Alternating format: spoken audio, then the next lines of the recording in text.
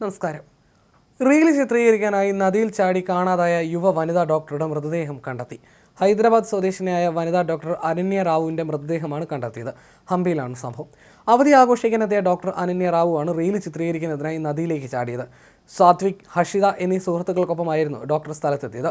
സ്മാരകങ്ങൾ സന്ദർശിച്ച ശേഷം ചൊവ്വാഴ്ച രാത്രി അവർ ഹംപിക്ക് സമീപം സാനപ്പുര ഗ്രാമത്തിലെ ഒരു ഗസ്റ്റ് ഹൗസിൽ താമസിച്ചു. ബുധനാഴ്ച ഉച്ചകഴിഞ്ഞ് 3 പേരും തുംഗഭദ്ര നദിയിൽ നീന്താൻ പോയി. ഇതിനിടെ അനന്യ റാവു 25 അടി ഉയരമുള്ള ഒരു പാറക്കെട്ടിൽ നിന്ന് വെള്ളത്തിലേക്ക് ചാടി നീന്താൻ ശ്രമിച്ചു.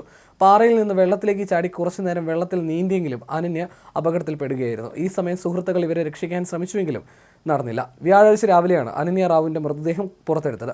അണക്കെട്ട് തുറന്നതിനെ തുടർന്ന് ജലപ്രവാഹം ഉയർന്നതിനാൽ ചാടരുതെന്ന് അവിടെയുള്ളവർ അവരെ ഉപദേശിച്ചതായും പറയപ്പെടുന്നു. ചാടിയ ശേഷം ഇവർ പാറകളിൽ കുടുങ്ങിയിരിക്കാമെന്നാണ് കരുതപ്പെടുന്നത്. പാറക്കെട്ടുകളുള്ള ഭൂപ്രകൃതിയും 1 കിലോമീറ്ററിലധികം ദൂരത്തേക്ക് വെള്ളം ഒഴുകുന്നതിനാലും രക്ഷാപ്രവർത്തനങ്ങൾക്ക് തടസ്സം നേരിട്ടിരുന്നു.